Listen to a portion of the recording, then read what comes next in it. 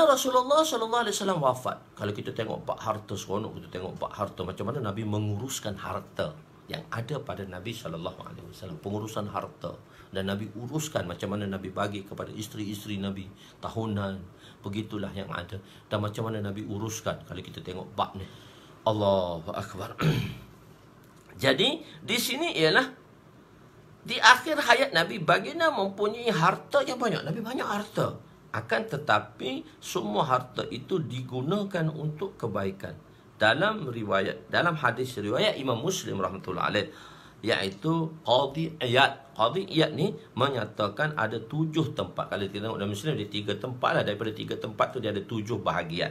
So saya buat 7 tempat lah. Begitu. Harta Nabi SAW ada 7 tempat. Satu tempat. Ni harta Nabi. Kita nak kira, nak count. Nabi ada property dia. Maknanya Nabi tak miskin pun. Nabi ada harta. Cuma Nabi tak guna harta tu untuk zatnya, untuk dirinya tak. Pertama, 7 buah kebun. 7 buah kebun. Bukan 7 buah kebun. 7 buah kebun tu 7 tempat tak. Maknanya harta pertama ada 7 buah kebun. Bani Nadir, satu orang Yahudi Bani Nadir telah menghadiahkan pada Nabi oleh seorang Yahudi yang bernama Muhiriq. Pada peperangan Uhud, selepas peperangan Uhud, beliau masuk Islam. Lepas dia masuk Islam, Yahudi ni, nama Muhiriq ni, dia telah hadiahkan kepada Nabi. Sebab Nabi tak boleh terima sedekah, Nabi boleh terima hadiah. Orang dia hadiahkan pada Nabi 7 buah kebun. Satu kebun tu besar, mesti ada 400, 500 hingga 1000 batang pokok kurma. Bau nama kebun. Kedua, tanah orang-orang Ansar yang dihadiahkan kepada Nabi. Bila Nabi pergi ke Madinah, ada orang-orang Ansar menghadiahkan kepada Nabi SAW. Menghadiahkan kepada Nabi SAW. Itu tanah-tanah orang Madinah, hadiah kepada Nabi, milik personal Nabi, properti Nabi. Ketiga, harta khumus. 1/5 daripada harta peperangan. Jadi, banyakkan peperangan berlaku, maka 4 peperangan. Bila peperangan dipanggil, bila ghazwah, berlakunya ghazwah, bila berlaku peperangan, itu harta itu kita panggil dia harta ghanimah. Dan bila orang Islam menyerang, maka tempat itu dikalahkan oleh orang Islam. Maka bila berlakunya pertempuran, kalahnya dan harta ditinggal, itu harta dipanggil harta ghanimah. Harta ghanimah ni 1/5 diberi untuk Rasul, 4/5 Allah dan Rasulullah diberi kepada Nabi lah. Dan 4/5 lagi diberi kepada mujahid-mujahid yang datang. Satu lagi harta fair. Harta fair ni, bila Nabi menyerang, bila sahabat menyerang atau Nabi menyerang, sebab peperangan ni berlaku dalam 2 keadaan. Satu, Nabi berserta dengan sahabat. Peperangan itu kita panggil dia ghazwah. Dan plural pada perkataan ghazwah, ghazaya. Itu yang mana ghazwah tadi, peperangan yang mana disertai oleh Nabi. Okey. Satu lagi, Siriyah ni jamak dia saraya. Siriyah ni Nabi hantar tentera, Nabi tak menyertainya. Jadi semasa hidup Nabi SAW 10 tahun, lebih kurang dalam sirah mengatakan 150 jemaah Nabi hantar dalam masa 10 tahun. Dalam 20 jemaah Nabi menyertai peperangan itu yang kita panggil dia ghazwah atau ghazaya. Dalam pluralnya 125 lagi Nabi tidak menyertainya, yang kita panggil dia siriyah atau saraya, jemaah yang dihantar tanpa Nabi. Jadi bila menyerang orang kampung tu tak serang, tak menentang, dia meninggalkan harta yang ditinggal itu kita panggil dia harta fair. Harta fair. Dia ada 2 keadaan harta ni. Satu, bila menyerang dan berlawan, harta yang ditinggal tu ghanimah. Dan harta ghanimah hukum dia, ittifaq ulama mengatakan 1/5 untuk Nabi dan 4/5 untuk tentera. Bila pergi satu tempat tu ditinggalkan oleh musuh. Bila tempat itu ditinggalkan oleh musuh, harta itu adalah harta fair. Harta fair ni, oleh kerana tak perang, harta fair ni harta milik orang Islam. Cuma di sini ada sedikit perbezaan di kalangan ulama. Dalam mazhab Imam Syafi'i rahmatullahi alaih mengatakan harta fair hukum dia macam harta ghanimah juga. Harta fair tadi macam hukum macam ghanimah untuk 1/5 pada Nabi. 4/5 lagi Nabi boleh bagi pada siapa sahaja. Ada pendapat mengatakan dari 3 mazhab yang lain lagi tu mengatakan tak, semua harta fair ni, harta fair ialah milik Nabi. Nabi boleh bagi pada siapa sahaja. Nabi boleh bagi pada siapa. Dalam harta fair ni lah Nabi akan bagi pada golongan miskin, Nabi akan bagi pada janda-janda, Nabi akan gunakan untuk ketenteraan, Nabi akan beli senjata dan sebagainya dalam harta fair ni. Untuk tetamu-tetamu yang datang, kadang-kadang tetamu yang datang ke Madinah, sebab tetamu datang ke Madinah, Nabi akan layan sepenuhnya. Itu hak orang Madinah untuk memberi makan kepada tetamu. Sebab tu kita zaman Rasulullah tak ada restoran. Sebab apa? Semua rumah-rumah orang Madinah tu adalah restoran untuk tetamu-tetamu yang datang untuk belajar Islam.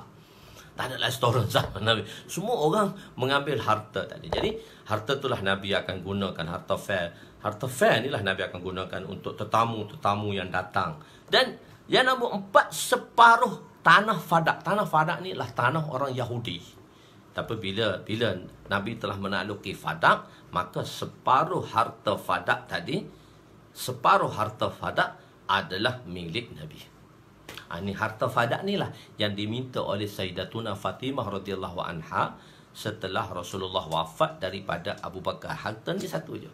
Dia minta. Dan yang 5, 1/3 daripada tanah, 1/3 daripada tanah, 1/3 tanah harta, separuh harta Fadak, mana separuh semua kepunyaan Fadak tu separuh hak Nabi. Ni 1/3 daripada tanah di Wadi Qura. Wadi Qura ni satu tanah yang begitu besar, 1/3 tu milik Nabi. Kelima, keenam, 1/5 daripada harta Khaybar. Kalau 1/5 daripada harta Khaybar. Khaybar ni satu tempat orang Yahudi. Bila Yahudi, dia telah dihalau daripada Madinah, maka dia telah berpindah ke Khaybar. Bila di Khaybar ni Khaybar ni satu distrik lah. Distrik. Macam kita Pasir Mah, distrik Pasir Mah. Dalam tu dia ada bandar-bandar lagi. Di Khaybar ni banyak lagi bandar-bandar dia. So dia satu kampung, dia distrik, macam distrik Khaybar ni satu distrik, dan di situ ada kampung-kampung besar. Jadi ada di Khaybar tempat yang mana Nabi pergi berperang dengan kampung tadi. Maka tanah yang bila berperang, maka harta tu dijadikan harta ghanimah. Ada tempat yang mana Nabi pergi tak berperang di Khaybar, nama tempat-tempat di Khaybar tadi, maka tempat itu dia dipanggil harta fair. Jadi ada tempat di Khaybar tu harta fair, ada tempat di Khaybar tadi harta ghanimah. Jadi sebab tu 1/5 daripada harta Khaybar. 1/5 ni maksudnya harta ghanimah lah. Jadi ada 2 buah lagi kota di Khaybar ni. Ada kota Qila'ah, dipanggil fort. Fort ni dulu kan orang buat kota-kota yang besar. Dalam kota tu lah untuk pertahanan daripada musuh bila menyerang. Jadi 2 buah kota, 2 kota di Khaybar, 2 fort di Khaybar yang bernama Watih dan Sulalim. Watih dan Sulalim, lihat dalam syarah itu, Watih nama tempat tu, Watih dan Sulalim itu adalah 7 harta Nabi.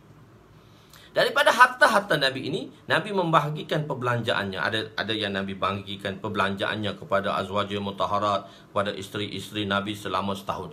So bajet tahunan Nabi bagi, bajet tahunan untuk isteri-isteri Nabi. Nabi akan dapat bijirin. Nabi akan dapat bijirin. Kalau tengok dalam riwayat Muslim tu, tengok 120 sa', 120 sa', bukan sa' tu sa'.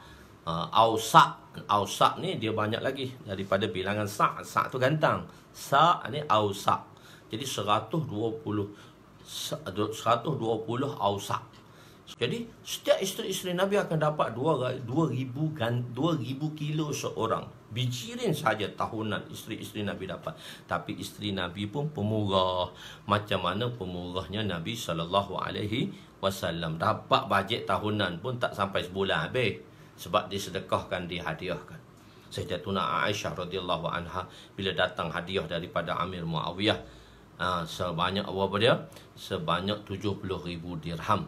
70,000 dirham, 1 dirham RM40 atau hingga RM50. So kita ambil bilangan minimum dia RM40. Jadi 70,000 dirham kali RM40, maka 2.8 juta. 2.8 juta tu diberikan kepada Amir Muawiyah bagi hadiah saja pada Aisyah, pada Ummah Aisyah, Amma Aisyah. Tapi 2.8 juta tu Aisyah tu pemurahnya, daripada pagi sampai petang habis duit tu 2.8 juta dia bagi pada orang-orang miskin, orang-orang tertentu, sehingga 1 dinar 1 dirham pun tak tinggal untuk dia. Dalam kisah sahabat tadi, hikayatul sahabat tu, 1 dinar pun, 1 dirham, 1 dirham ni 40 ringgit je, tak ditinggalkan untuk dia buat buka puasa pun. Jadi Allahu Akbar, ya Allah. Jadi harta ini, jadi harta Nabi sebagai Nabi seorang pemurah. Contoh ini diikuti oleh azwajil mutahharat, isteri-isteri Nabi. Harta ini telah disedekahkan oleh azwajil mutahharat dalam masa tidak sampai setahun habis. Macam mana kehidupan Nabi? Itulah kehidupan isteri-isteri Nabi yang telah terlatih sewaktu hidup bersama Nabi SAW.